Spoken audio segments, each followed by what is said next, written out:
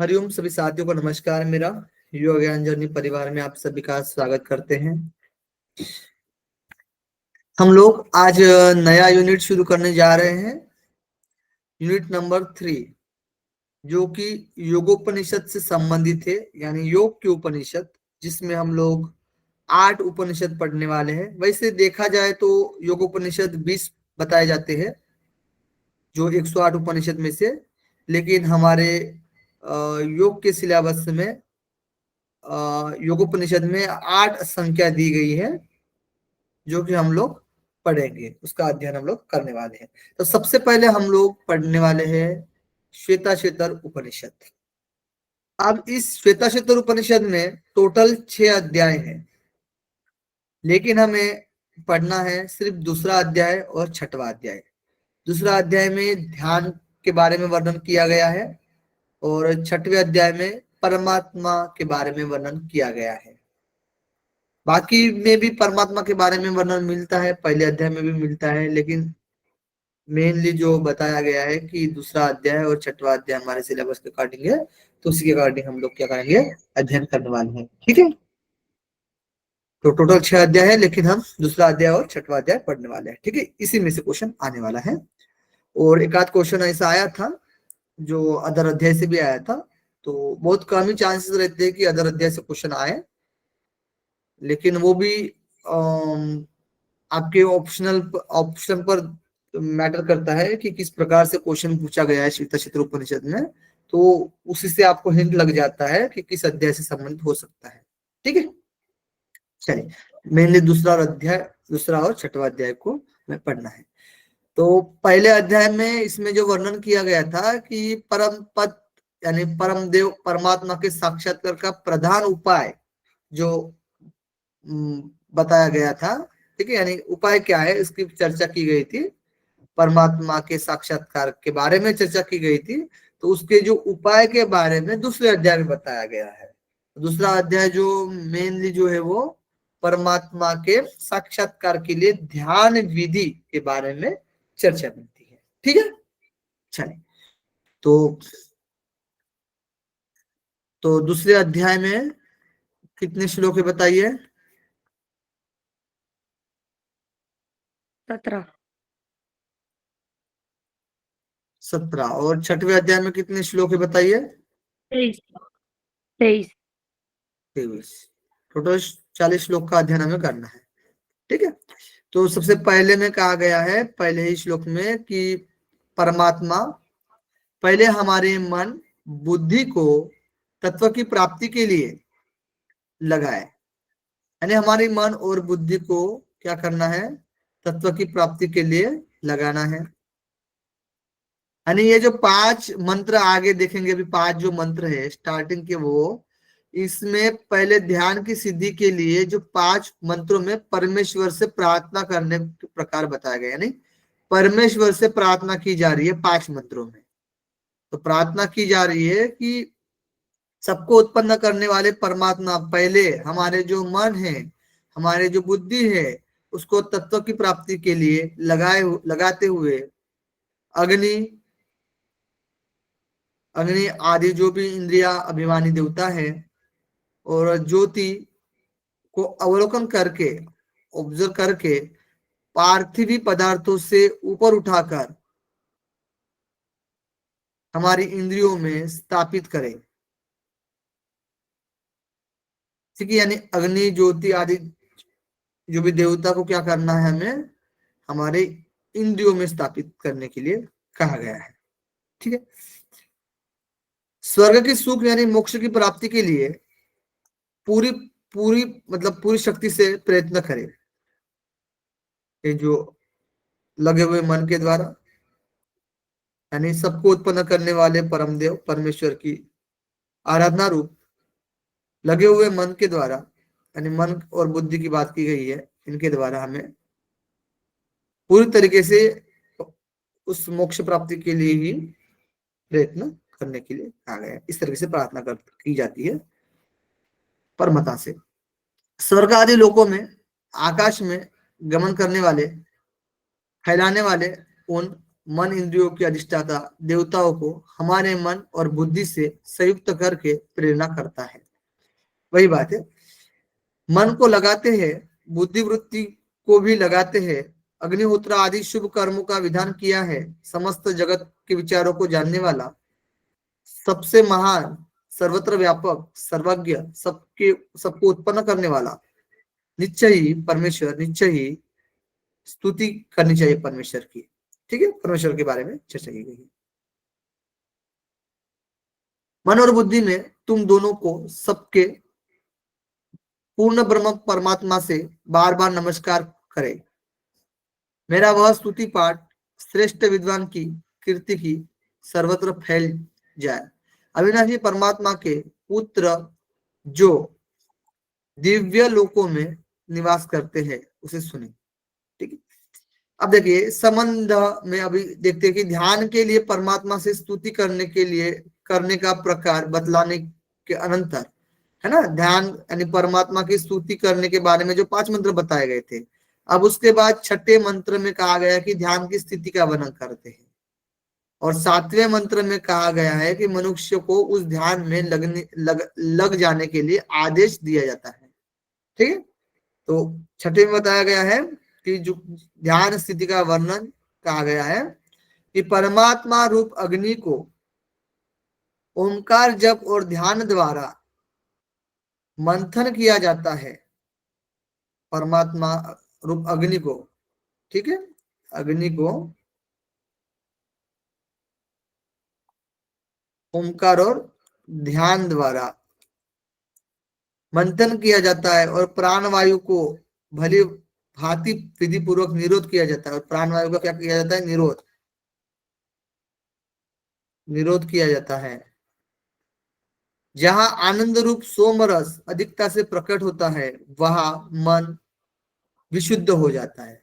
सोमरस जहां रहेगा वहां क्या रहेगा? सोमरस प्रकट, सोमरस प्रकट, तो मन क्या हो जाता है बताइए? मन क्या हो जाता है? विशुद्ध। विशुद्ध हो जाता है। आरती जी आ गई आप? जी सर, हरिओम सर। कहीं विचलित तो नहीं था? नहीं नहीं सर, वो ट्रीटमेंट के लिए गए थे सर। अच्छा अच्छा, ओके ओके, ठीक है, जी सर। व्यस्तता तो समझ सकते हैं। ठीक है, बाकी सब बढ़िया है? थोड़ा सा ठीक है? जी जी जी सर। जी, ओके ओके, ठीक है। चलिए, जैसा भी समय मिले आपको, है ना, आपकी सुविधा के अकॉर्डिंग ज्वाइन करें क्लास। चलिए, ओके। संपूर्ण जगत को उत्पन्न करने वाले परमात्मा के द्वारा प्राप्त हुई प्रेरणा से सबके आदिकरण उस परब्रह्म परमेश्वर की सेवा उस परमात्मा में ही प्राप्त कर, क्योंकि तेरे पूर्व संचित कर्म विघ्न कारक नहीं होंगे। यानी हमें पूरी तरीके से उस परमात्मा की ही सेवा करनी चाहिए, जिससे क्या होगा ना, जो कर्म है वो बंधन में नहीं डालेंगे। ठीक है,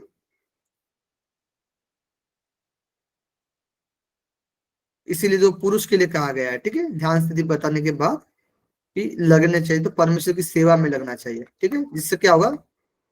कर्म, कर्म बंधन,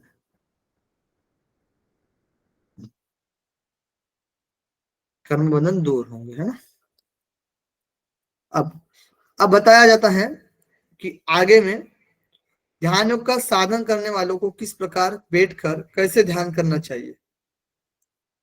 जो ध्यान योग का साधन करना चाहते हो उसको किस प्रकार से बैठकर कैसे साधन करना चाहिए, तो वो बताया गया है। देखिए, बुद्धिमान मनुष्य को सिर, गला और छाती, ये तीनों अंग ऊंचे उठाए, ठीक है, यानी एक तरीके से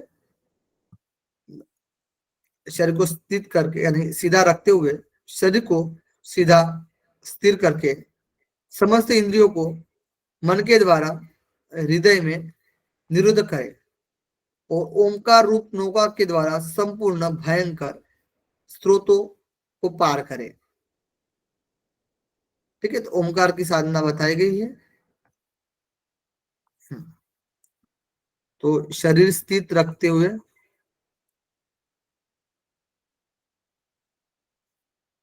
बैठने की स्थिति, ठीक है, 8 नंबर में बताया गया है। शरीर स्थित रखते हुए इंद्रियों को, इंद्रिय हृदय में निरुद्ध करना है, यानी उस परमात्मा में लगा देना है, ठीक है। और ओमकार के द्वारा भयंकर स्रोतों को पार करना है, यानी पापों से दूर होना है।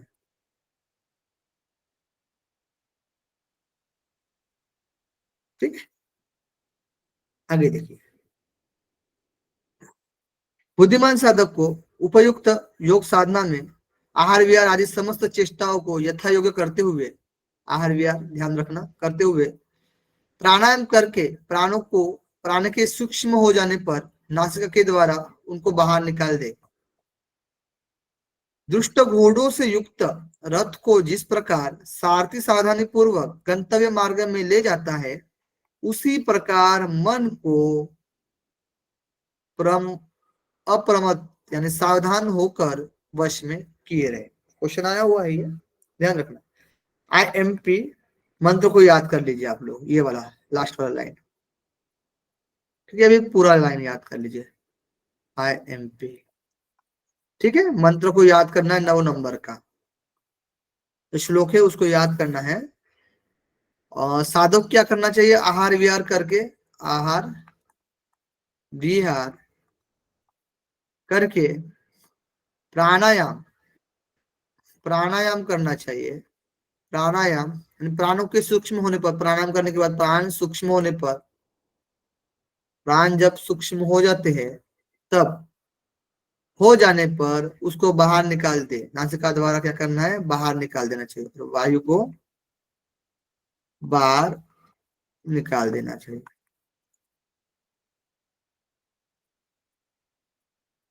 ओके, फिर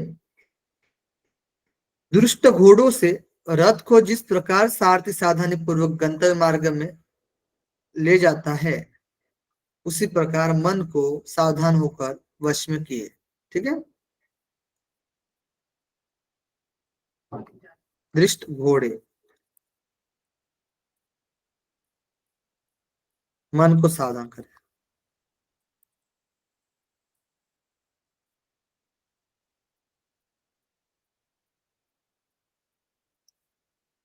ठीक है, जैसे घोड़े को सावधानी की तरफ तरीके से लेकर जाते हैं ना, वैसे मन को, यहाँ मन बताया गया है। तो घोड़ों से संबंधित जो होते हैं ना, इंद्रिय होते हैं, है ना। लेकिन श्वेता क्षेत्र उपनिषद में मन दिया गया है, ये ध्यान रखना आप लोग। है तो घोड़ों से संबंधित क्या आता है बताइए, इंद्रिय आती है। ठीक है, चलिए चलिए। अब पर ब्रह्म परमात्मा में मन लगाने के लिए शास्त्रान में कैसी भूमि पर बैठकर साधना करनी चाहिए, तो इस जिज्ञासा पर कहते हैं। भूमि कैसी होनी चाहिए जब परमात्मा में मन लगाना है, तो कहा गया समतल, सब प्रकार से शुद्ध, समय सूचो। ये श्लोक याद रख लेना है आप लोग को, IMP बहुत बार क्वेश्चन आया है। जो IMP लिख रहा है वो तो याद ही करना है। समय सूचो शर्करा वन्नी वालुका विवर्जिते शब्द जला आश्रयादि भी मनो अनुकूले नतुर चक्षुपीडेन गृहानिवाताश्रयनि प्रयोजयेत। ठीक है, इस प्रकार समय यानी समतल भूमि होनी चाहिए, सभी प्रकार से शुद्ध होनी चाहिए। शर्करा वन्नी बालू का विवर्जित, यानी कि शर्करा यानी कंकड़, अग्नि और बालू से रहित होनी चाहिए। ठीक है, जो भूमि की बात की गई समतल होनी चाहिए, शुद्ध होनी चाहिए, और कंकड़ अग्नि बालू से रहित होनी चाहिए, और शब्द जल आश्रय आदि भी, यानी शब्द जल आश्रय आदि की दृष्टि से अनुकूल होना चाहिए, है ना, शोर शराबा नहीं होना चाहिए। और न चक्षु पीड़े, न नेत्रों को पीड़ा देने वाले, गृहानिवाताश्रय नहीं, यानी गुहा आदि वायु शून्य में, वायु ज्यादा वायु भी आ रही है ना, तो वो भी तो ध्यान भटका सकती है। तो वायु शून्य स्थान में मन को ध्यान में लगाने का अभ्यास करना चाहिए।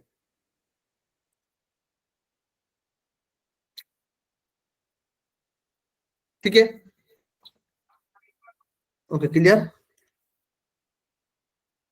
भूमि कैसी होनी चाहिए, समतल। एक मिनट, भूमि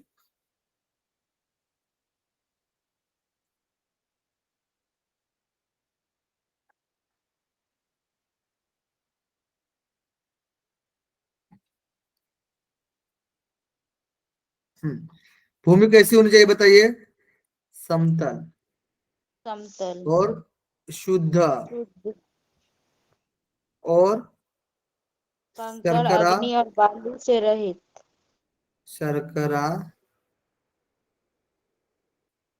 अग्नि और बालू, बालू रहित,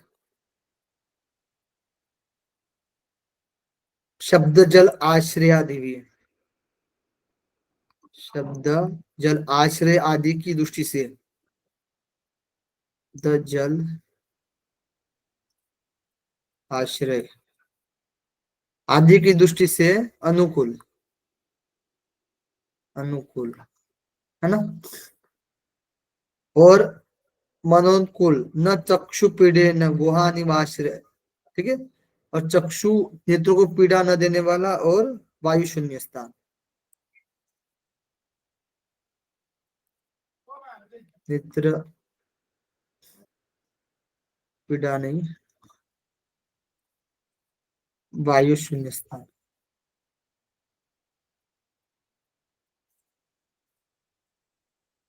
ठीक है,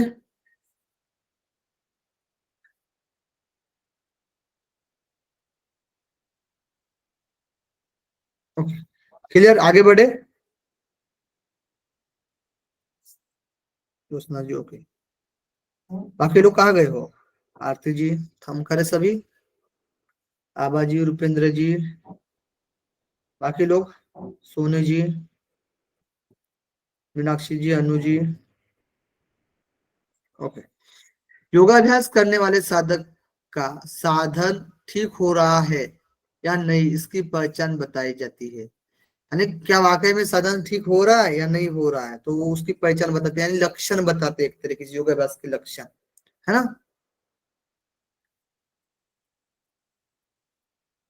तो योगाभ्यास के लक्षण, योगाभ्यासी के लक्षण, योग साधक के लक्षण, ठीक है, के लक्षण, हाँ। अब ये वाला भी मंत्र आईएमपी है, श्लोक जो है वो आईएमपी है, नोट डाउन कर लीजिए आप लोग, आईएमपी। मैं जो बोल रहा हूँ उसको याद ही करना है आपको, ये ध्यान रखना, जब मैं कोई श्लोक को आपको बोल रहा हूँ कि अब इतना इंपॉर्टेंट नहीं है, याद नहीं करना है, लेकिन जो मैं बोल रहा हूँ उसको याद ही करना है, ठीक है, नो डाउट, इसको इससे छूटना नहीं है, क्वेश्चन बहुत बार बार पूछे गए हैं। निहार धुमा कार नीलान, नीलान लानाम, खद्योत विद्युत स्फटिक, स्फटिक शनिना, शशिना, एतानि रूपानि पुरःसराणि ब्रह्मण्यभिव्यक्ति करानि योगे, यानी कि परमात्मा प्राप्ति के लिए किए जाने वाले योग में, जो परमात्मा प्राप्ति के लिए किए जाने वाले योग में सबसे पहले निहार यानी कोहरा, धूम धुआं, आकिरण यानी कि सूर्य,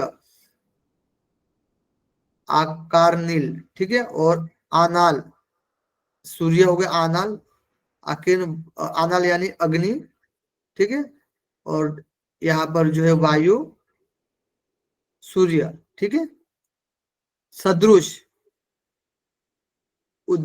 खद्योत विद्युत स्फटिक शशि नाम, यानी कि जुगनू, बिजली यानी विद्युत, स्फटिक मणि, और चंद्रमा, शशिनाम चंद्रमा के सदृश, रूपानी से बहुत से दृश्य, पूरा सरणी यानी युग के सामने क्या होते थे, प्रकट हो जाते हैं। तो यहाँ पर आप लोग लिखिए, सबसे पहले क्या है बताइए, निहार, कोहरा, निहार, निहार यानी कोहरा,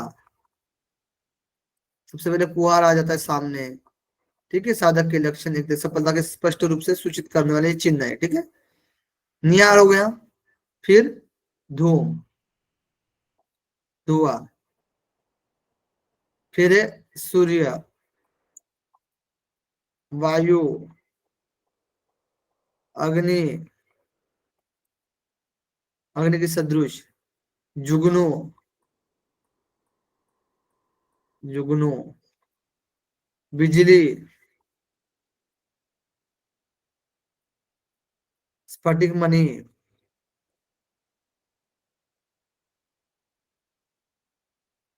मणि, चंद्र के सदृश, चंद्र, चंद्रमा, बहुत से दृश्य है ना।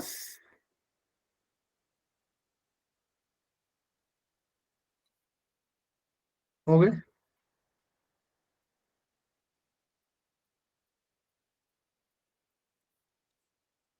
दृश्य सामने आते हैं। ओके, आगे देखिए। पृथ्वी, जल, तेज, वायु, आकाश, इन पांच महाभूतों को सम्यक प्रकार से उत्थान होने पर इस इनसे संबंध रखने वाले पांच प्रकार के योग संबंधित गुणों की सिद्धि हो जाने पर योगाग्निमय शरीर की प्राप्ति हो जाती है। प्राप्ति कर लेने वाले उस उसे न रोग, न जरा, न मरण एंड मृत्यु नहीं होती है। यानी कि ये बहुत बार क्वेश्चन आया हुआ है, ये भी याद रखना, ठीक है। IMP 12 नंबर, यानी जो कि पंचमहाभूतों को समय प्रकार से उत्थान होने पर, यानी इनसे संबंध रखने वाले पांच प्रकार के योग संबंधित गुणों की सिद्धि हो जाने पर, ठीक है। यानी पंचभूत विषय तन्मात्रा की सिद्धि से योगाग्निमय शरीर प्राप्त होने पर, शरीर प्राप्त होने पर क्या लाभ होगा? न रोग, न जरा, न मृत्यु, ठीक है, याद रहेगा। ओके, ये भी क्वेश्चन बार बार क्वेश्चन पूछा गया है। सिंपल यही क्वेश्चन आते हैं, ऐसे क्वेश्चन आते हैं, ठीक है, जो मैं लिख रहा हूं वही आते हैं। अब ये वाला भी याद रखना, 13 नंबर,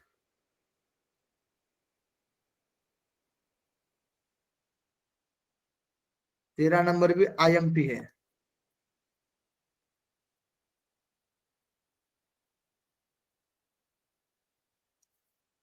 IMP बहुत बार आया हुआ है। लघुत्वम, आरोग्यम, अलोलुप्त्वम, वर्ण प्रसादनम, स्वरसोष्टम च, गंधम शुभो मूत्र पुरुषम अल्पम, योग प्रवृत्तिम प्रथमा वदंती। यानी कि योग की पहली सिद्धि, ठीक है, योग की पहली सिद्धि, सिद्धि ये भी लक्षण में ही आते हैं, ठीक है, ध्यान रखना। वो तो सामने दृश्य कैसे आते हैं वो उसकी बात की गई है। अब सामने सिद्धि कैसे प्राप्त हो, सिद्धि दिखती है, ठीक है, साधक के लक्षण, साधक के लक्षण है, ठीक है। पहली सिद्धि के रूप में सबसे पहले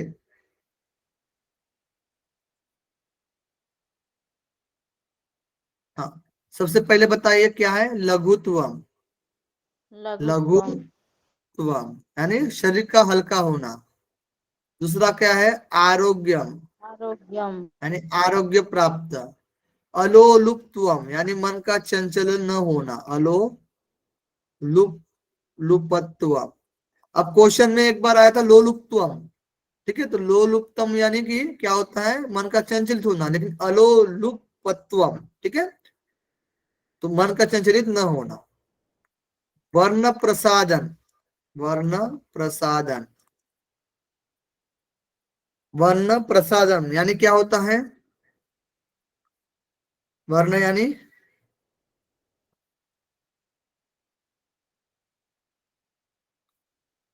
शरीर, शारीरिक वर्ण की उज्ज्वलता है ना, शरीर में उज्ज्वलता आना, तेज आना, ठीक है।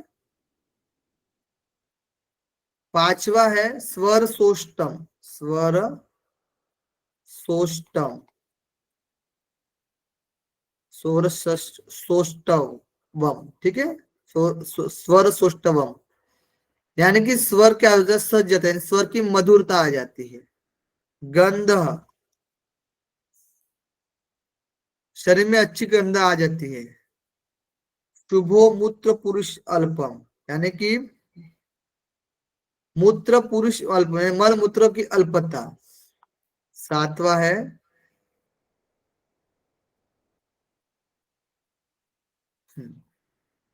शुभ, यानी गंध हो गया, गंध शुभो। अब मूत्र पूरी समल्पम, यानी मल और मूत्र कम होना, ठीक है। इन सबको योग की पहली सिद्धि कहा गया है। ओके, आगे देखते हैं।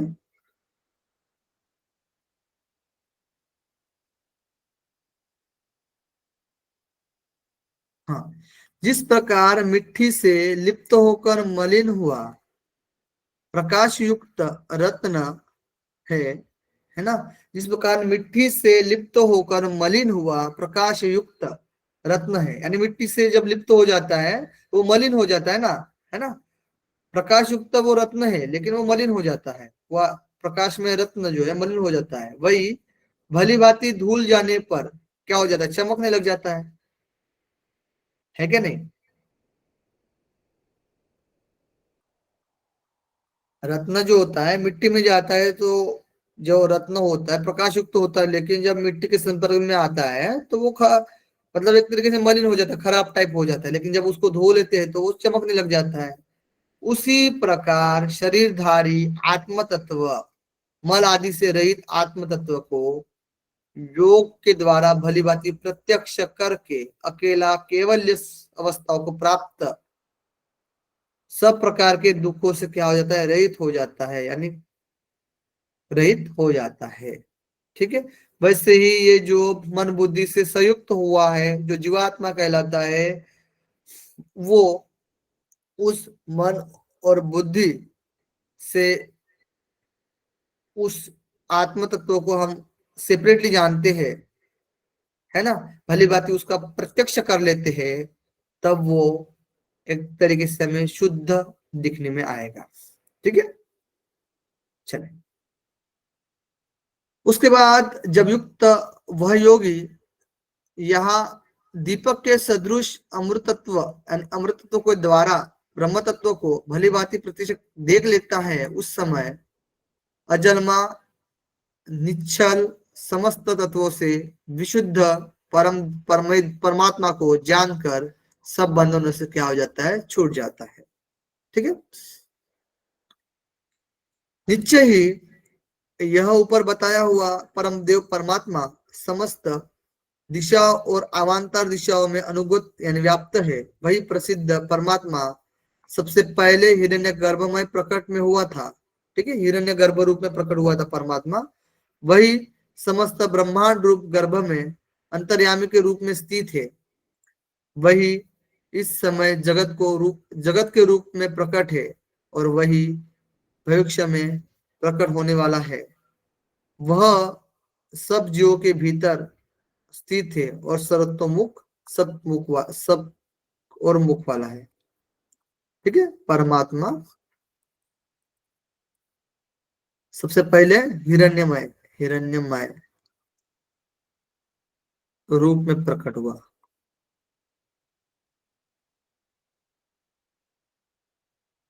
ठीक है, सब और मुख वाला, ओके।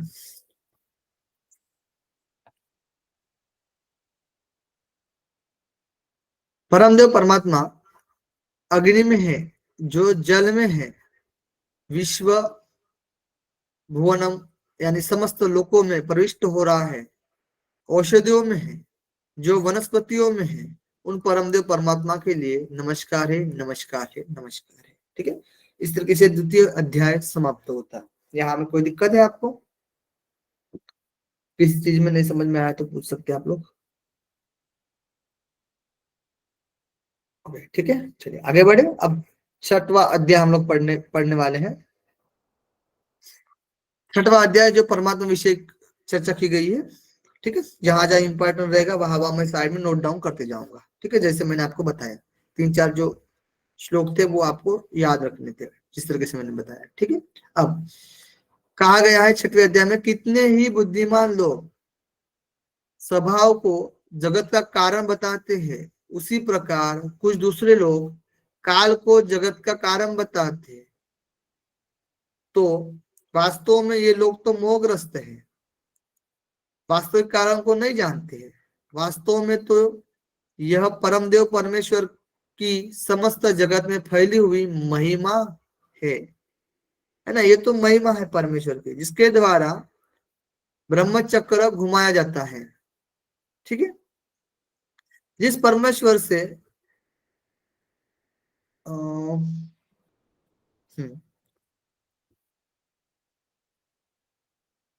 जिस परमेश्वर से संपूर्ण जगत सदा व्याप्त है। ज्ञान स्वरूप परमेश्वर ही काल का काल है, काल का भी महाकाल, सर्वगुण संपन्न, सबको जानने वाला यानी सर्वविद, उससे ही ईशित यानी शासित हुआ है। यह जगत रूप कर्म विभिन्न प्रकार से यथा योग्य चल रहा है। पृथ्वी जल तेज वायु तथा आकाश भी इस प्रकार चिंतन करना चाहिए। ठीक है, देखिए ये IMP है। ठीक है, इस श्लोक को याद रखना है आपको,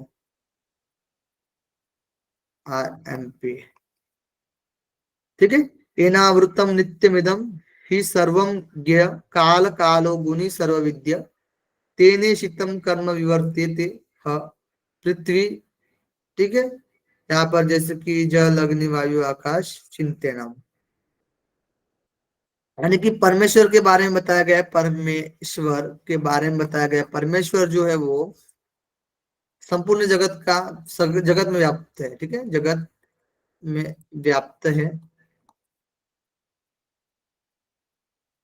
ज्ञान स्वरूप है, ज्ञान स्वरूप है, काल का भी काल है, काल है यानी महाकाल है। ठीक है, काल का भी काल है यानी महाकाल है, काल है, सर्वगुण संपन्न है,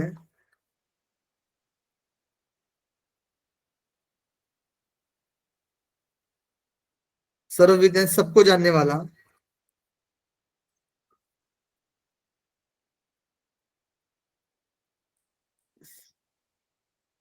सर्वविद। ठीक है, श्लोक याद रखना, सर्वविद, गुणी, काल काल। ठीक है, काल काल, ये सीक्वेंस से पूछा जाता है आप लोग को, काल काल। ठीक है, विभिन्न प्रकार से ये चल रहा है जगत, ये जो कर्म में है ना, ये जो जगत रूप कर्म, पृथ्वी जल तेज वायु तथा आकाश भी उसके द्वारा ही शासित होते हैं, है ना। ये सब पंचभूत भी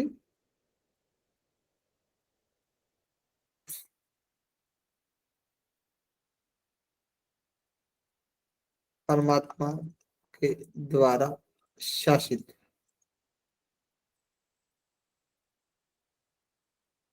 होते हैं। वेरी गुड, आगे देखते हैं। उस परमात्मा ही उस जड़ तत्व की रचना रूप यानी कर्म को करके उसका निरीक्षण कर चेतन तत्व का जड़ तत्व से सहयोग करा के, अथवा यो समझिए कि एक अविद्या और 2 पुण्य और पाप रूप कर्म, 3 जो है 3 गुणों से, और अष्टभी यानी 8 प्रकृतियों के साथ, काले नयन काल के साथ, आत्मगुण आत्म संबंधित सूक्ष्म गुणों के साथ भी इस जीव का संबंध करा के जगत की रचना करते हैं। जगत की रचना के बारे में एक तरीके से कहा गया है। ठीक है, तो जगत की रचना के बारे में कहा गया है। तो सबसे पहले जो एक है वो क्या है? अविद्या है। अविद्या क्या है? एक है। कर्म 2 दो है, है। और 2 हो गए। गुण 3 है। 3 गुण हो, गुण 3 है। इन्हीं से। अब इसको क्या किया जाता है? अब इसको संबंध जोड़ा जाता है काल, काल और जीव का, काल और आत्मा संबंधित सूक्ष्म गुणों का। ठीक है, 7 काल और आत्मगुण संबंध, संबंध दोनों का संबंध करके जगत की रचना। ठीक है, ओके, आगे देखिए। इस रहस्य को समझकर साधक को क्या करना चाहिए? इस जिज्ञासा पर कहा जाता है कि जो साधक सत्वादि गुणों से व्याप्त कर्मों को आरंभ करके तथा समस्त भाव को परमात्मा में लगा देता है, उसके समर्पण कर देता है, उन कर्मों को अभाव हो जाता है। ठीक है, जब समर्पण का भाव होता है तो। और कृत कर्म नाश यानी पूर्व संचित कर्म समुदाय भी सर्वदा नाश हो जाते हैं। इस प्रकार कर्मों का नाश हो जाने पर वह साधक परमात्मा को प्राप्त हो जाता है, समस्त जड़ समुदाय से भिन्न हो जाता है। ठीक है,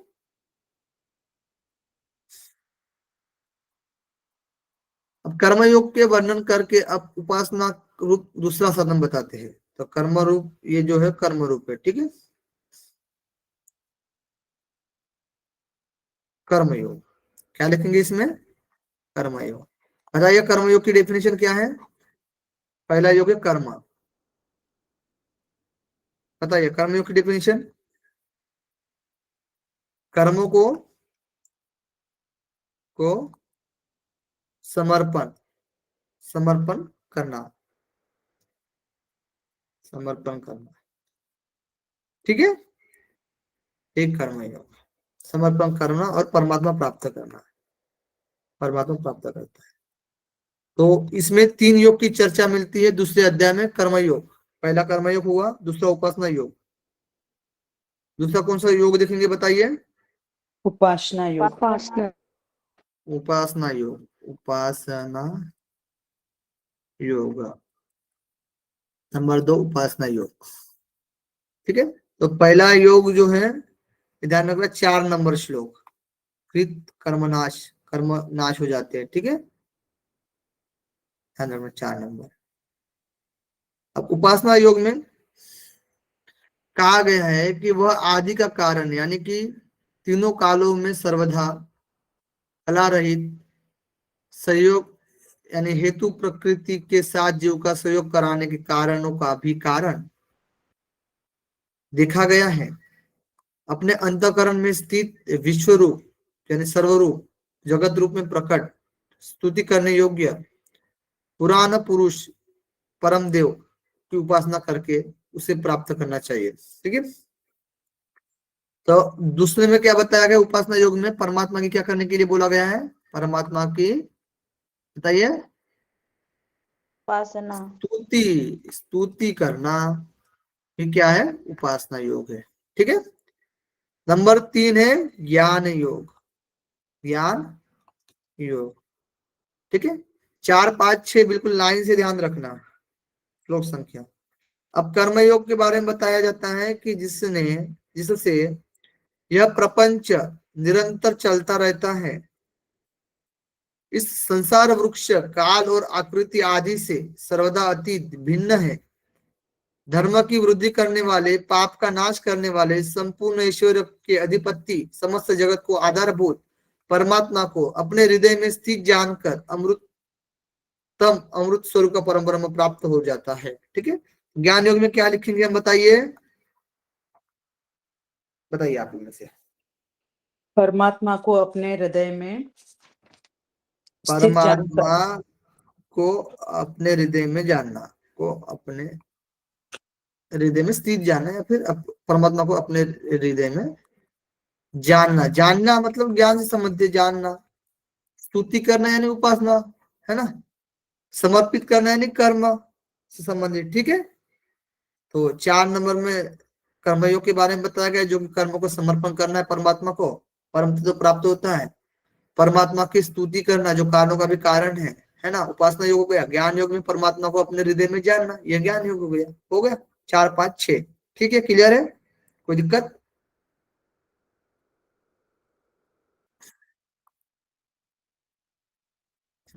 आगे देखते हैं। अब पहले अध्याय में जिनका वर्णन आया है वे ध्यान के द्वारा परमात्मा का प्रत्यक्ष करने वाले महात्मा कहते हैं। ठीक है, यानी पहले अध्याय में जिनका वर्णन आया था और वे ध्यान के द्वारा जो परमात्मा का प्रत्यक्ष कराने वाले महात्मा कहते हैं, तो ध्यान के द्वारा जो परमात्मा का प्रत्यक्ष किए वो कहते हैं महात्मा पुरुष कि उस ईश्वर को परम महेश्वर, संपूर्ण देवताओं के परम देवता, पतियों के भी परम पति, समस्त ब्रह्मांड के स्वामी, स्तुति करने योग्य उस प्रकाश स्वरूप परमात्मा को सबसे परे जानते हैं। ठीक है, सबसे परे जानते हैं, श्रेष्ठता बताई जा रही है एक तरीके से। उसके कार्य कारण अंतःकरण और इंद्रिय रूप करण नहीं है, यानी उसका ना कार्य है ना कारण है, एक तरीके से उसके शरीर रूप कार्य और करण यानी अंतःकरण तथा इंद्रिय रूप करण नहीं है। ठीक है, उससे बड़ा और उसके समान कोई नहीं दूसरा है, एक तरीके से कहा गया है। ठीक है, अधिकता तथा इस परमेश्वर की ज्ञान बल क्रिया, यानी ज्ञान बल और क्रिया, स्वाभाविक दिव्य शक्ति और नाना प्रकार की ही सुनी जाती है, यानी इनकी जो दिव्य शक्ति जो है वो नाना प्रकार से सुनी जाती है। ठीक है, ज्ञान बल और क्रिया। आगे देखते हैं। जगत में कोई भी उस परमात्मा का स्वामी नहीं है, उसका शासक नहीं है, उसका चिन्ह विशेष नहीं है, वह सबका कारण है, समस्त कारणों का भी अधिष्ठाताओं का भी अधिपति है। ठीक है, और कोई भी न तो इसको जनक है, इसका न जनक है न स्वामी है। ठीक है, वो सबका स्वामी है।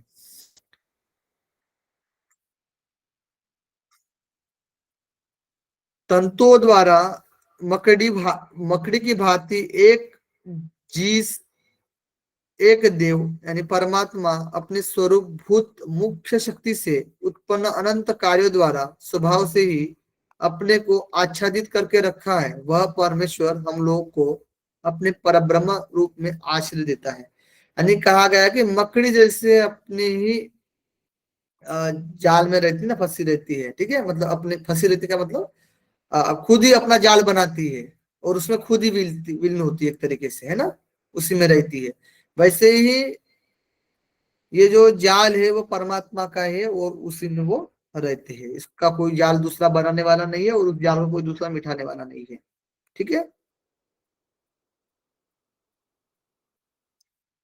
एक देव ही सब प्राणियों में सर्वव्यापी है, समस्त प्राणियों का अंतर्यामी परमात्मा है। वही सबको कर्मों का अधिष्ठाता, सर्वभूताधिवास यानी संपूर्ण भूतों का निवास स्थान है, सबका साक्षी चेतन स्वरूप है, सर्वदा विशुद्ध निर्गुण गुणातीत है। ठीक है, ये थोड़ा सा 11 नंबर का थोड़ा सा श्लोक आप लोग ध्यान रखना। ठीक है, एक देव ही, देव सब प्राणियों में छिपा हुआ है, सर्वभूतेषु गूढ़, भूतेषु गूढ़, गूढ़, ये याद रखना,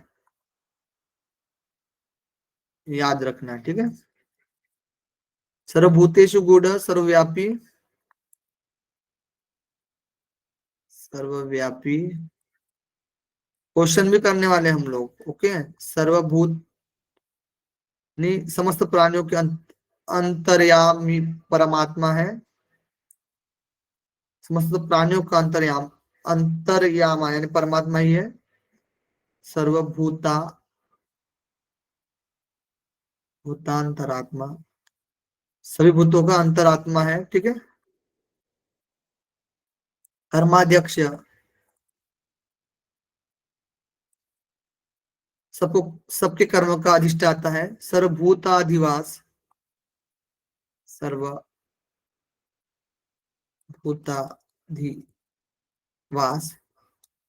साक्षी यानी कि सभी भूतों का निवास स्थान है और सबका साक्षी चेतन स्वरूप है। चेतन स्वरूप है चेता। ठीक है। और सर्वदा विशुद्ध निर्गुणस्य केवलो। ठीक है। केवल यानी सर्वदा विशुद्ध, केवल और निर्गुण, गुण रहित। ठीक है, ध्यान रहेगा आपको।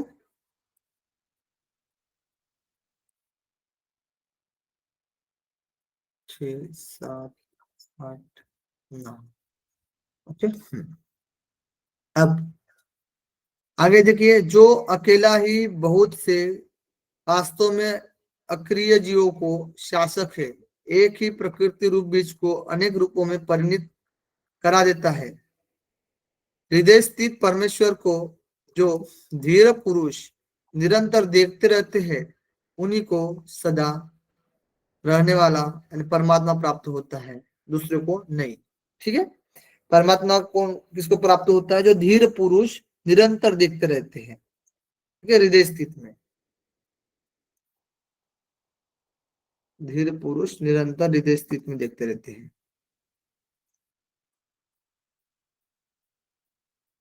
धीर पुरुष ना, हाँ,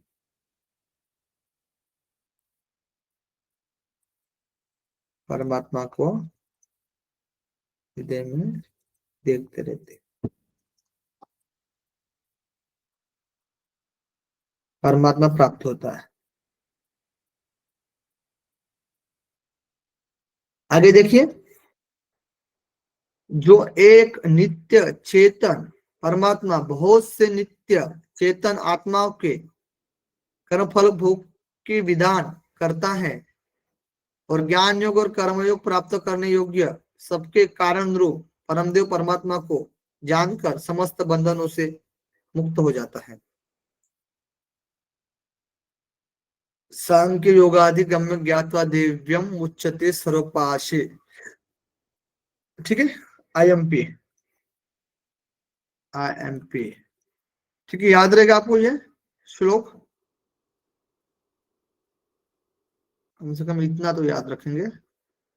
सांख्य योगाधिगम्य ज्ञातवान देवम मुच्यते सर्वपाशे, यानी सांख्य योग के द्वारा ज्ञान और कर्म योग से, सांख्य यानी ज्ञान हो जाएगा। ठीक है, सांख्य योग। ठीक है, ज्ञान और योग, सांख्य योग, योग से संबंधित कर्म कहा जाता है और सांख्य से संबंधित ज्ञान कहा जाता है। ठीक है, क्योंकि सांख्य यानी तत्व के बारे में बात की जाती है, तत्व को जानने की बात की जाती है। योग यानी प्रैक्टिकल एक तरीके से कर्म की बात की जाती है। तो ज्ञान और कर्म योग से प्राप्त करके सबके कारण रूप परमदेव परमात्मा को जानकर समस्त बंधनों से क्या हो जाता है? मुक्त हो जाता है। सांख्य योग के द्वारा कर्मफल भोग का विधान करता हुआ सांख्य योग के द्वारा प्राप्त करने योग्य सबके कारण रूप परमदेव परमात्मा को जानकर, परमात्मा जानकर पाप दूर। ठीक है, आगे देखते हैं। वहां न तो सूर्य की भांति प्रकाश फैला सकता है, न चंद्रमा की तारा गण का समुदाय ही, न ये बिजलियां ही वहां प्रकाशित हो सकती है, और लौकिक अग्नि तो कैसे प्रकाशित हो सकती है, यानी वहां कोई प्रकाशित नहीं हो सकता एक तरीके से, उसके प्रकाशित होने पर ही बतलाए हुए सूर्य आदि सब उसके पीछे प्रकाशित होते हैं। उसके प्रकाश से यह संपूर्ण जगत प्रकाशित होता है। ठीक है, जैसे देखिए, एक मिनट, जैसे देखिए आप लोग, ये देखिए सूर्य, बताइए सूर्य के प्रकाश से क्या प्रकाश होता है, बताइए क्या प्रकाश होता है, चंद्रमा। बताइए ना। हाँ, जगत या चंद्रमा, है ना, जगत भी होता चंद्रमा, है, जगत भी प्रकाशित। जगत या फिर चंद्रमा, ठीक है, ये प्रकाशित होता है। ठीक है, अब सूर्य कैसे प्रकाशित होता है, तो परमात्मा के प्रकाश के द्वारा, परमात्मा के प्रकाश के द्वारा, ठीक है, परमात्मा। ओके, तो जब तक परमात्मा का प्रकाश नहीं पड़ेगा तब तक बाकी सब अंधेरा ही रहेगा। ठीक है, जब परमात्मा का प्रकाश पड़ता है तभी सब में प्रकाश आ जाता है। ठीक है,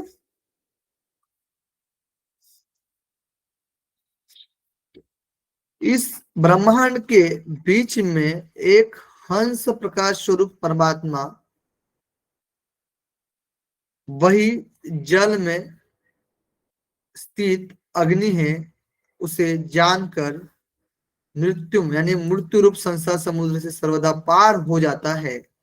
दिव्य परम धाम की प्राप्ति के लिए दूसरा मार्ग नहीं है। यानी कहा गया एक तरीके से कि ये जो हंस यानी प्रकाश स्वरूप परमात्मा परिपूर्ण है, ठीक है, जो जल में स्थित अग्नि है, उसे जानकर मृत्यु को यानी संसार को पार कर लेता है। ठीक है, हंस की बात की गई है। जिनको जानने से जन्म मरण से छूटने की बात की गई है, वे परमेश्वर कैसे है इस जिज्ञासा पर स्वरूप का वर्णन करता है। उस परमेश्वर के स्वरूप के बारे में बात की गई है, तो वो कैसे है, वो कहा गया है, वह ज्ञान स्वरूप परमात्मा, सर्वश्रेष्ठा, विश्वकृत, विश्वविद यानी सर्वज्ञ, स्वयं ही अपने प्राकट्य का यानी आत्मयोनि, काल का काल यानी काल का भी काल है, गुणी है, संपूर्ण गुणों से संपूर्ण है, सबको जानने वाला है, सर्वविद है। ठीक है, प्रधान क्षेत्रज्ञ पति यानी प्रकृति और जीवात्मा का स्वामी, गुणे समस्त गुणों का शासक, संसार मोक्ष स्थिति बंध हेतु जन्म मृत्यु रूप संसार में बांधने स्थित रखने और उससे मुक्त करने वाला है। ये इंपॉर्टेंट है, IMP है, याद रख लेना आप लोग, क्वेश्चन आता ही आता है। ठीक है, नो डाउट।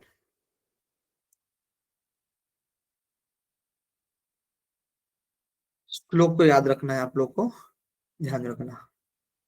तो सबसे पहले बताइए परमात्मा का स्वरूप, परमात्मा स्वरूप सबसे पहले बताइए क्या है, ज्ञान क्या, स्वरूप। ज्ञान वह स्वरूप। यानी ज्ञान स्वरूप है, ज्ञान स्वरूप। दूसरा बताइए, सर्वत्र सर्वश्रेष्ठ। दृष्टा। विश्वकृत यानी सर्वश्रेष्ठा, सर्वश्रेष्ठा, विश्वकृत। ठीक है, और तीसरा है विश्वविद,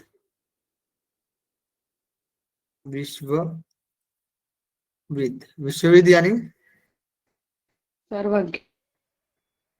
विश्वविद, सर्वज्ञ, विश्वविद यानी सर्वज्ञ। आत्मयोनि, आत्मयोनि यानी स्वयं ही अपने प्राकट्य का हेतु है। ठीक है, यानी प्रकट होता, स्वयं प्रकट,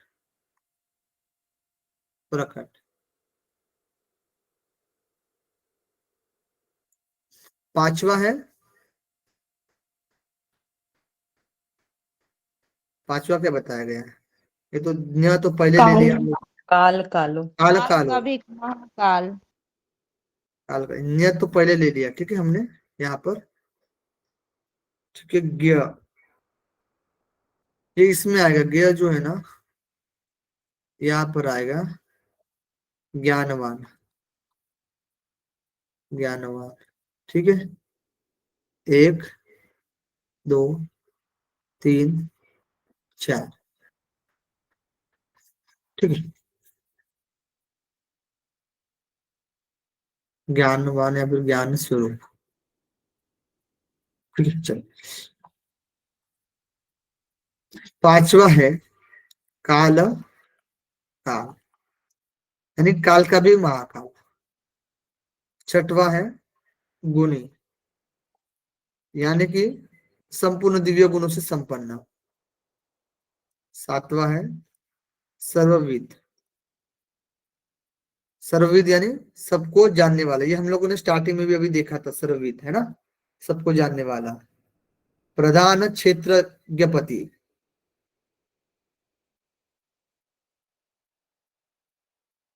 सर्वविद सबको जानने वाला, सबको जानने वाला, प्रधान क्षेत्रज्ञ पति। समझ में आ रहा है ना, प्रकृति और जीवात्मा का स्वामी। ठीक है, प्रधान और क्षेत्रज्ञ जो जीवात्मा होता है, उन दोनों का पति है। ठीक है, स्वामी है। गुणेश, गुणेश यानी समस्त गुणों का शासक, गुणों का शासक। संसार मोक्ष स्थिति बंध हेतु यानी जन्म मृत्यु संसार बांधन में स्थित रखने और उसे मुक्त करने वाला। ठीक है, संसार मोक्ष स्थिति बंध का कारण है। Okay, clear. आगे देखते हैं।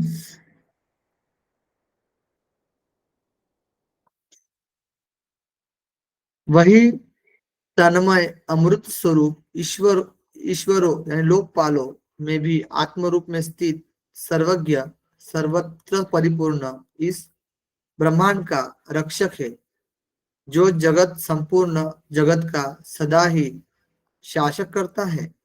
इस जगत पर शासन करने के लिए दूसरा कोई भी हेतु नहीं है। अब परमेश्वर जानने वाले, जानने और पाने के लिए साधक के रूप में उन्हीं की शरण लेने का प्रकार बताया गया है। यानी जो परमेश्वर को जानने वाले और पाने के लिए साधन के रूप में इन्हीं की शरण लेने का प्रकार बताया गया है कि जो परमेश्वर निश्चय ही सबसे पहले ब्रह्मा को उत्पन्न करता है। तो किसको उत्पन्न करता है? ब्रह्मा को उत्पन्न करता है, जो निश्चय ही उस ब्रह्म को वेदांत समस्त वेदों का ज्ञान प्रदान करता है। ये क्वेश्चन आया हुआ है IMP। ठीक है, तस्मै ब्रह्मा विद्यानि पूर्व यो वे विदांश तस्मै। ठीक है, तो 18 नंबर, परमात्मा से कौन उत्पन्न हुआ है बताइए? परमात्मा से, परमात्मा से ब्रह्मा।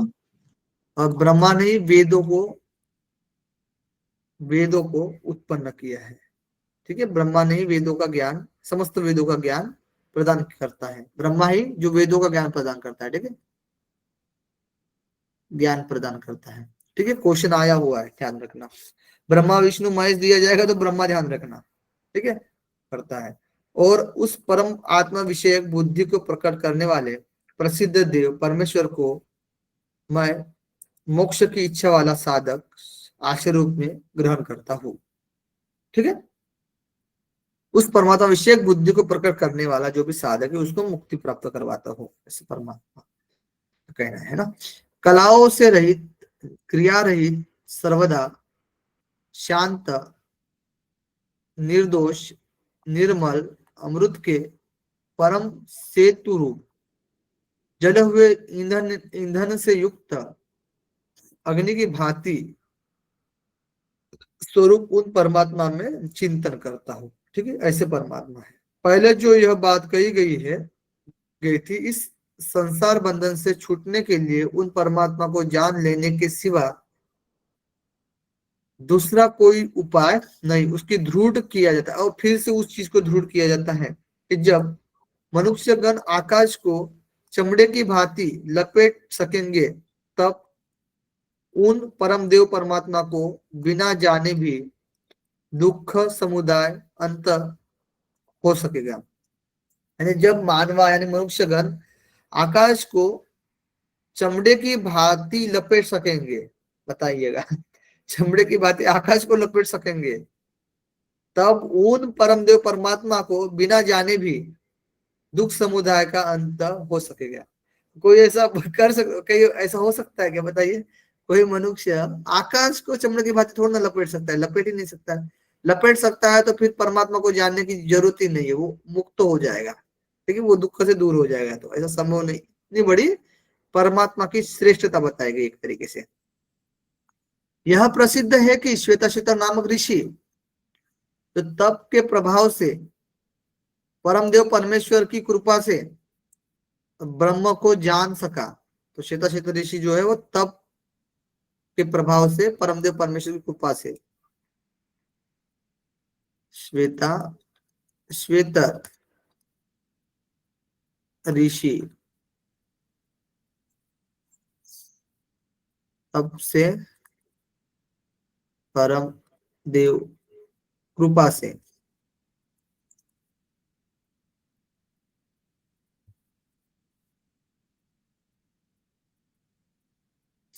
ठीक है समझे,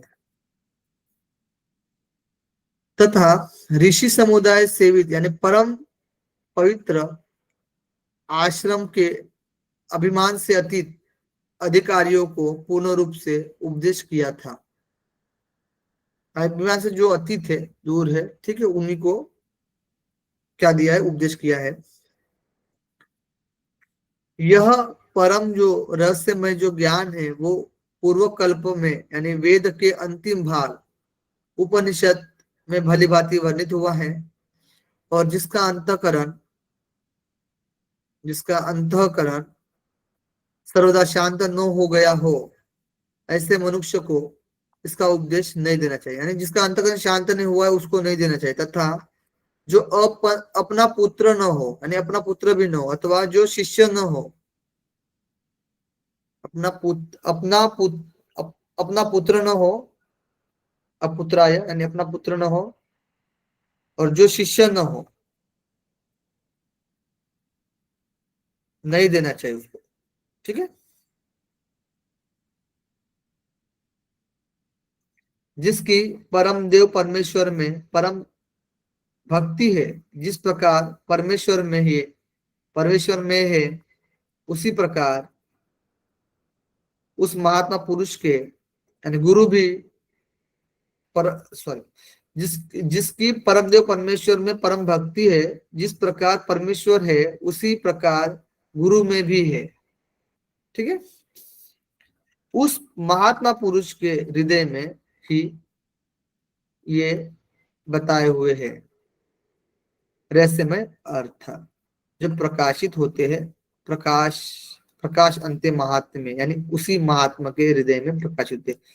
यानी जिस प्रकार परमात्मा में भक्ति है उसी प्रकार गुरु में भक्ति रहती है, तभी ये जो रहस्यमय जो प्रकाशित जो ज्ञान है वो उसके हृदय में प्रकाशित होता है, साधक के हृदय में। ठीक है, इस तरीके से हमारा जो है 6 अध्याय भी समाप्त होता है।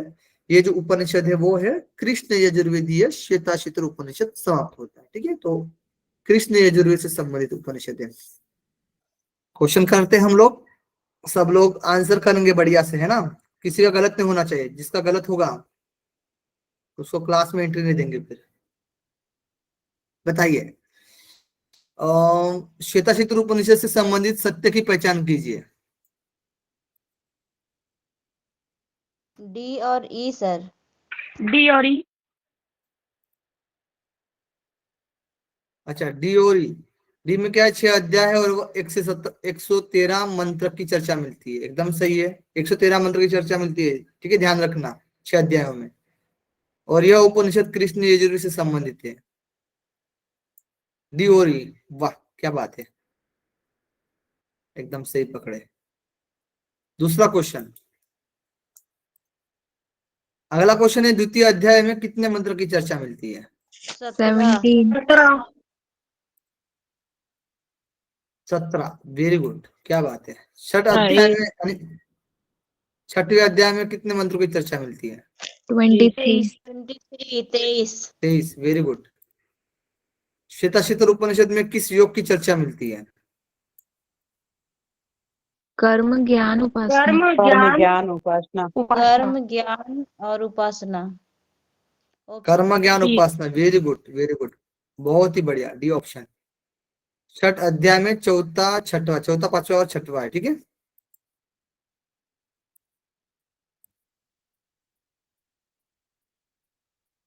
इनमें से सत्य की पहचान कीजिए। दूसरे अध्याय में परमात्मा विषय विषय विशेष चर्चा की गई है। छठ अध्याय में ध्यान योग विधि से संबंधित है। द्वितीय अध्याय में ध्यान का वर्णन है। छठवें अध्याय में परमात्मा विषय विशेष चर्चा मिलती है। बताइए ए और सी। सत्य की। बी ए और और डी सी। सर। नहीं ए और डी, सी और डी। सी तो सी और सही डी। है सर, और डी। सी और डी। ओके, मीनाक्षी जी, आरती जी सी और डी बोल रहे, बाकी लोग? सी और डी सर। सी और डी सर। रुपेंद्र जी भी डी आंसर दे रहे। डी सी भी थोड़ा ना आएगा रुपेंद्र जी, सी और डी आएगा, ये ऑप्शन आएगा। कैसे ध्यान है आपका, बहुत बढ़िया। ठीक है, द्वितीय अध्याय में ध्यान का वर्णन है। छठवें अध्याय में परमात्मा विषय विशेष चर्चा मिलती है। अब द्वितीय अध्याय से संबंधित क्वेश्चन है, किसको प्राप्त करने के लिए पूर्ण शक्ति से हम लोग प्रयत्न करें? स्वर्गीय सुख। स्वर्ग। स्वर्गीय सुख। स्वर्गीय सुख, यानी ये मोक्ष की बात की गई है। ठीक है, स्वर्गीय सुख यानी मोक्ष की बात की गई है। दूसरे अध्याय के दूसरे मंत्र में बात की गई है, मतलब दूसरे श्लोक पे। हमें किसकी स्तुति परिस्तुति करनी चाहिए? देवस्य। देवस्य। देवस्य। वाह क्या बात है, देवस्य यानी उस परमात्मा की बात की गई है। ठीक है, ये श्लोक का दिया गया क्वेश्चन। ध्यानावस्था में मन किससे विशुद्ध हो जाता है?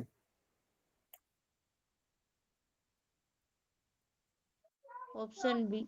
ऑप्शन बी प्राण ए वायु। और सी। ए और B sir. AC. AC, okay AC. और बी क्यों नहीं, बताइए क्या बात है, बी क्यों नहीं? नहीं तीनों सर।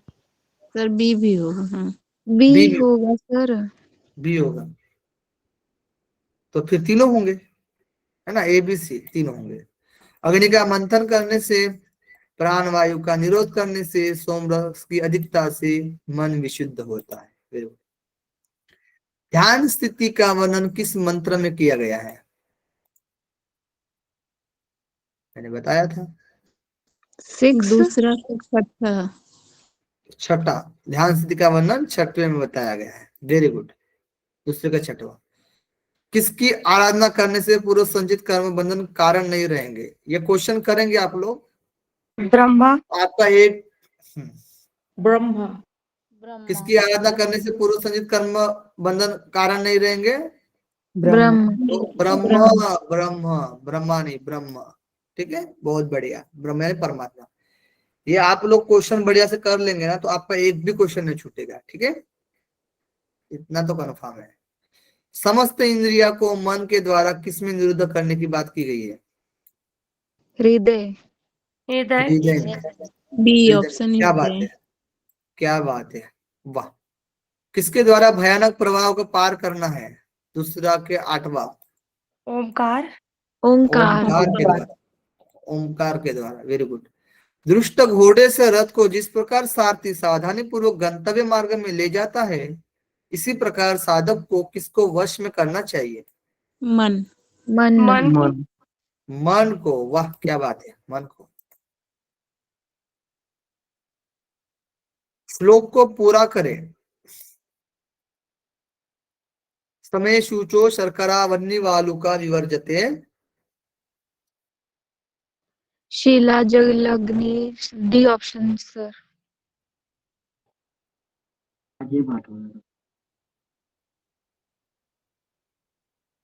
सर शब्द ऑप्शन बी। जलाश्रय। Option B. Option B, option B, option option B. B. शिला नहीं आएंगे, शिला नहीं आएंगे। शब्द जलाश्रय आदि भी। आश्रय सर। शब्द जल और आश्रय तीन चीजें है, शिला नहीं है। पत्थर की बात नहीं की गई है ना, शब्द जला आश्रय भी। ठीक है, ध्यान रखना। B option, very good Jyotsna ji. ध्यान के लिए कैसी भूमि होनी चाहिए? असंगत क्या है? बी कंकड़ अग्नि बालू से कंकड़ रहित। अग्नि बालू नहीं बी रही। बी।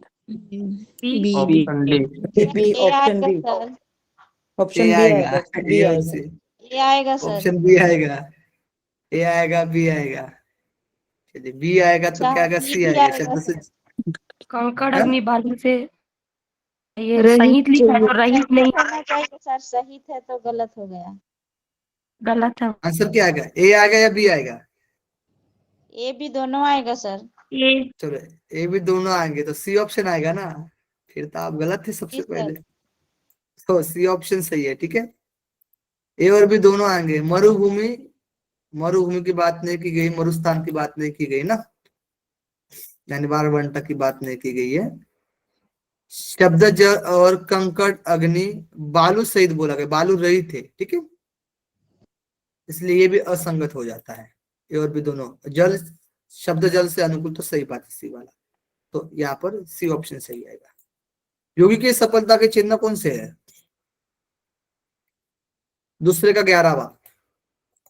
कोहरा, धूम, कोहरा, पूरा धूम, सदृश कोहरा जुगनू धूम सदृश बिजली और जुगनू बिजली और स्फटिक और मणि सूर्य, और चंद्रमा। वायु, अग्नि सदृश। सही, सभी आएंगे। सर। बताइए। A B D sir. A B D. ABD. A B D. चलिए सब लोग एबीडी बोल रहे हैं। प्रियंका जी बताइए क्या आएगा? डी। हाँ, ए और डी। ए और डी। ए और डी। अच्छा सोनी जी क्या आएगा? बताओ सोनी जी। सोनी जी। कूड़ा धूम और सदृश्य। और ए ही आएगा बस? और भी है ना, एक सेकेंड। हाँ, कूड़ा धूम हाँ, सदृश, चांद नहीं, चांद तो नहीं, वो जुगनू बिजली, स्फटिक मणि, चंद्रमा। चंद्रमा तो नहीं था सर। कहाँ ध्यान है आपका?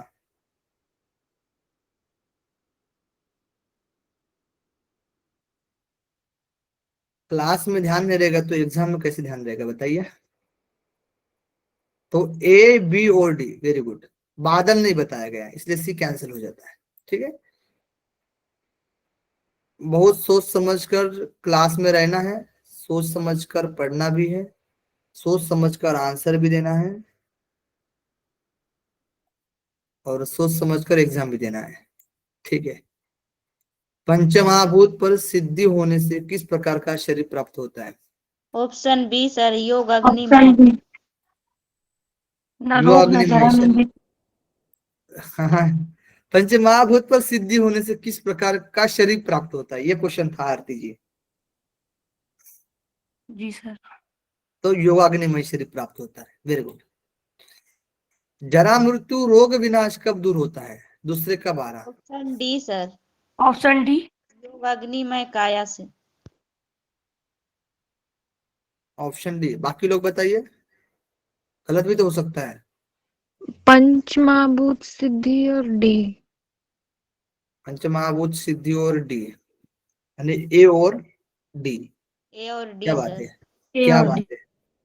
हम बाकी लोग ध्यान नहीं दिए, मीनाक्षी जी ने ध्यान दिया, वाह वेरी गुड। चलिए बहुत बढ़िया, वेरी गुड। ज्योत्सना जी पहले आंसर कर देती है, बाकी का देखा जाएगा बात का बाद। बाद में सर फिर सोचने लगते हैं। सोचने के पहले आपका आंसर आ जाता है। वाह क्या बात है। चलिए अगला क्वेश्चन देखते हैं। Very good. प्रथमाम योग प्रवृत्ति वदंती, यानी योग की पहली सिद्धि यानी लक्षण सभी कहते हैं। आएगा। के 13 सभी है, सभी सभी आएंगे। सर सभी। लघुत्वम आरोग्यम अलोलुप्तवम वर्ण प्रसादम स्वर सोष्टम च गंधम शुभो मूत्र पुरुष अल्पम सभी। Very good. श्लोक को पूरा करें। मजेदार क्वेश्चन है, बहुत मजेदार क्वेश्चन है। ए आंसर आएगा सर। ऑप्शन ए है। सर्वप्रथम योग प्रवृत्ति। योग, हाँ, हाँ, स्वर सोचते पहला आंसर है। चलिए जी देख सर, लेते हैं। ए लघुत्वम आरोग्यम अलोलुप्तम वर्ण प्रसादनम स्वर सोष्टम च गंधम शुभो मूत्र पुरुषम अल्पम योग प्रवृत्तिम प्रथमा वदंती, यानी पहला आंसर एकदम सही है। क्या बात है, वेरी गुड। किस प्रकार के उदाहरण से जीवात्मा मलादि से रहित होकर आत्म तत्व प्रत्यक्ष जानता है? दूसरे का ऑप्शन जवाब। ए, ऑप्शन ए। ऑप्शन है सर। मिट्टी से लिप्त होकर मलिन हुआ जो प्रकाश युक्त रत्न है धूल जाने पर चमकता है, यही एग्जाम्पल है ना। तो जीवात्मा मलादि से रहित होकर आत्म तत्व प्रत्यक्ष जानता है। बिल्कुल सीक्वेंस में लगाइए।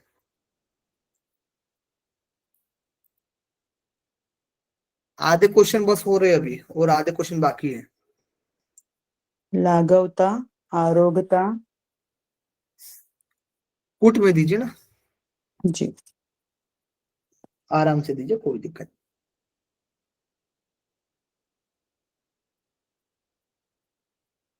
प्रणाटी जी उत्तर आ गया आपका? प्रणाटी जी। जी सर।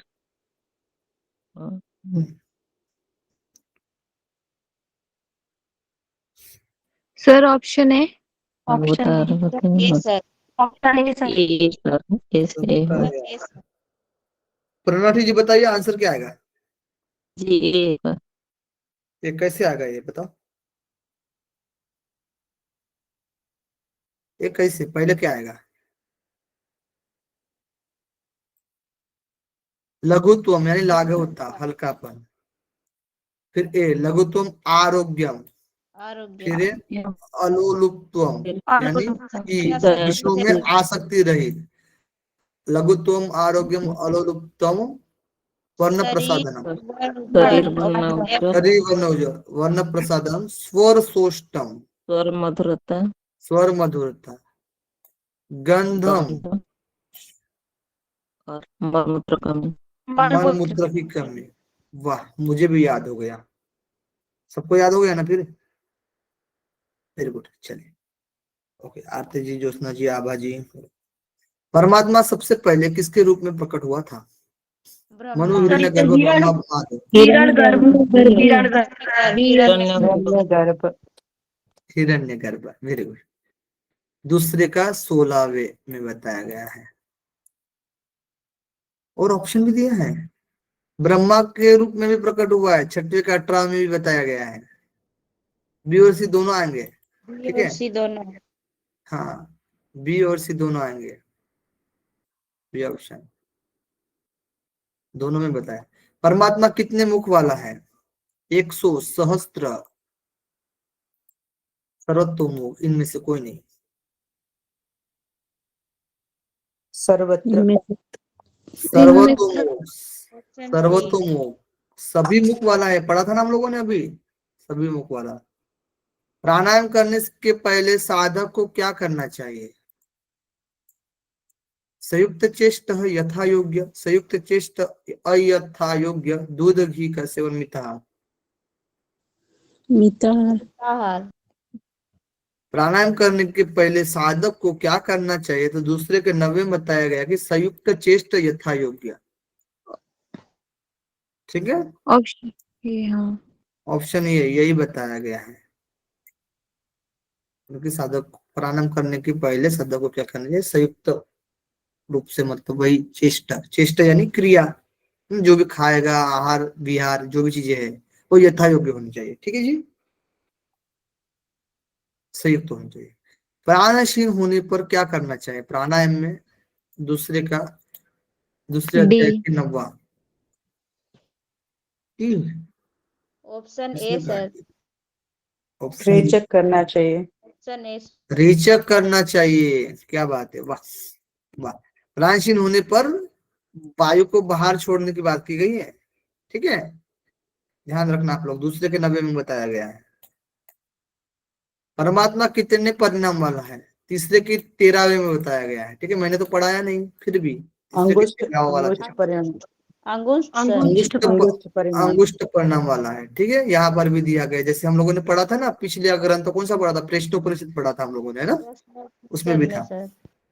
प्रश्न, कठोपनिषद ना, कठोपनिषद, हाँ कठोपनिषद। कठोपनिषद। नचिकेता वाला। असत्य कथन है।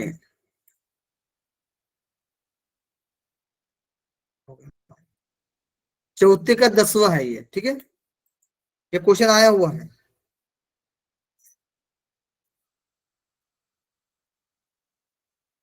प्रकृति मायापति है, पर ब्रह्म माया है। प्रकृति माया है, पर ब्रह्मपति है। ये तो सिंपल है।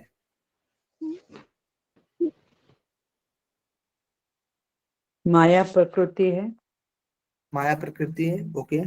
और मायापति जो है परब्रह्म है। पर ब्रह्म है, तो ठीक है। तो पर ब्रह्मपति है, तो ये दो ऑप्शन सही हो जाएंगे ना, जी सर। ठीक है। सीओडी, बहुत बढ़िया। अब 6वें अध्याय के क्वेश्चन करेंगे हम लोग। कथन दिया गया है 6वें अध्याय का पहला ही मंत्र में कहा गया कि बहुत से बुद्धिमान लोग स्वभाव को जगत का कारण बताते हैं, यह मोहग्रस्त लोग हैं। करेक्ट है दोनों सर। दोनों सही हैं, और दोनों ऑप्शन ए। सही है, और व्याख्या भी कर रही है, ठीक है। कथन और कारण दिया गया है 6वें का पहले में ही कि परमेश्वर की महिमा समस्त जगत में फैली हुई है। कारण सत्वादि गुणों से व्याप्त साधक समस्त भाव को परमात्मा में लगा देता है। दोनों ट्रू हैं। सही है सर। सही है सर, दोनों सही है। भाव को परमात्मा में लगा देता है, हाँ। परमेश्वर की महिमा समस्त जगत में फैली हुई है। कारण सत्वादि गुणों से व्याप्त साधक, है ना, समस्त भाव को परमात्मा में लगा देता है। वेरी गुड, दोनों सही है। परमेश्वर का स्वरूप क्या नहीं है? अव्याप्त ज्ञान स्वरूप सर्वज्ञ महाकाल।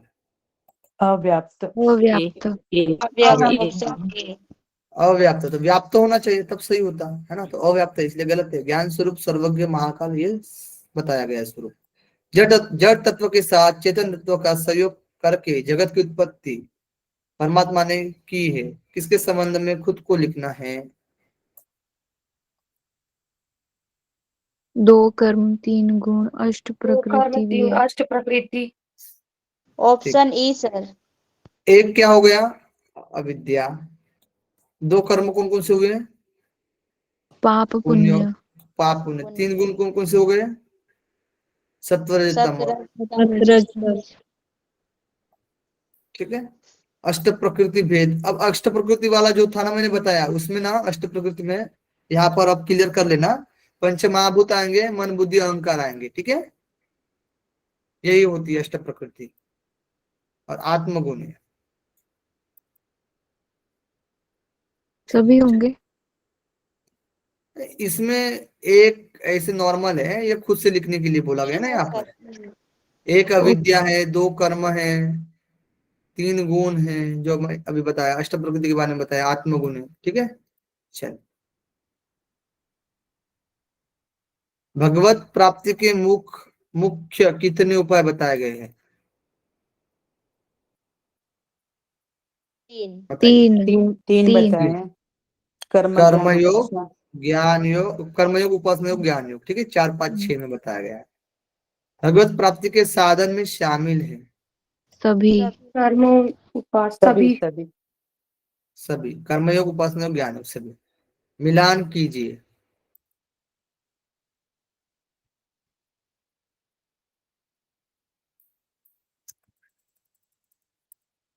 एक का होगा सर बी। बी ज्ञान। सर ऑप्शन डी दिखाएंगे एक बार। ऑप्शन डी दिखाना पड़ेगा आपको, है ही नहीं। उपासना का आएगा परमात्मा की स्तुति, और ज्ञान का आएगा परमात्मा को हृदय में जानना, और कर्म का आएगा सर परमात्मा समर्पण। परमात्मा की क्या स्तुति। बात है, क्या बात है, ठीक है, गुड। तो आंसर हमारा होगा बीसीए, बीसीए बी ऑप्शन है, ठीक है। उपासना के लिए आएगा परमात्मा की स्तुति करना, ज्ञान के लिए आएगा परमात्मा को हृदय में जानना, कर्म के लिए आएगा परमात्मा को सभी कर्मों को समर्पित करना, ठीक है। संपूर्ण जगत प्रकाशित होता है, 6वें का 14 नंबर श्लोक में कहा गया है। सूर्य चंद्र अग्नि परमात्मा से, परमात्मा से, वेरी गुड। मोक्ष प्राप्ति का उपाय क्या है? 6वें के 15वें में कहा गया है, हंस। हंस। हंस, हंस, हंस। हंस, ठीक है, हंस। परमात्मा ने समस्त वेदों का ज्ञान पहले किसको दिया? ये देखिए क्वेश्चन आया हुआ है, ब्रह्मा। ब्रह्मा, ब्रह्मा ने, ठीक है, ब्रह्मा समस्त वेदों का ज्ञान पहले किसको दिया? तो ब्रह्मा को दिया। श्वेताश्वतर ऋषि तप के प्रभाव और परमात्मा की कृपा से किसको जाना है? ब्रह्मा को। ब्रह्मा को जाना है, ब्रह्मा को। श्वेताश्वतर ऋषि ने ब्रह्म तत्व का उपदेश किसको दिया?